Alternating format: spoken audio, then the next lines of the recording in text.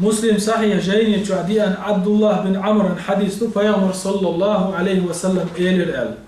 من صلى علي صلاة صلى الله بها عشرا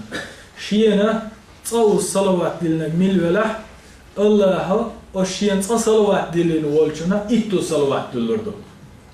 شين صلوات دلنا سيلا وج الله إتو صلوات دلردو أكثر من الصلاة على المصطفى تندلي بسو بجري دال خارج ويت من والش محمد بيغمرنا صلوات دخر ألسم دقش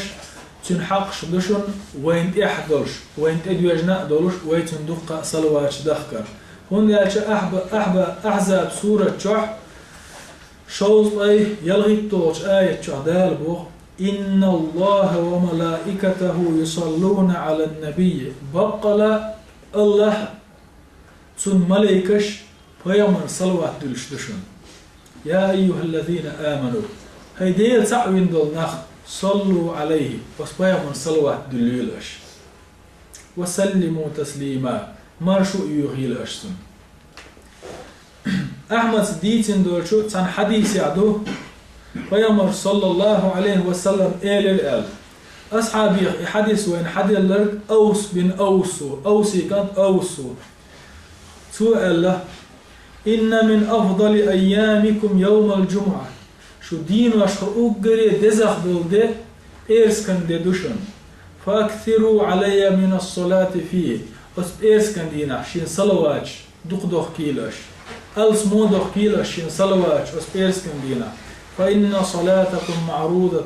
علي أشمال دين دول صلوات شين إقاش وش دوشن ديكت إذن بيلش وجري فيامر موقعش صلى الله عليه وسلم فيامر بالوات فيامر يديغ دوش دات أدم كشد عدو اللي نشوف ديغ دخك الله يدعك شي سيد عصدول ديغ موقعش بيتم فيامر الله عليه الصلاة والسلام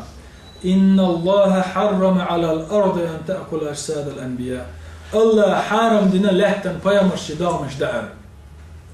فيامر يداغ مش دخلوش دات فيامر يداغ مش دعمو والله لحشدو ميلدوغ بعشر دالح ميلدوغ ازير شش دالح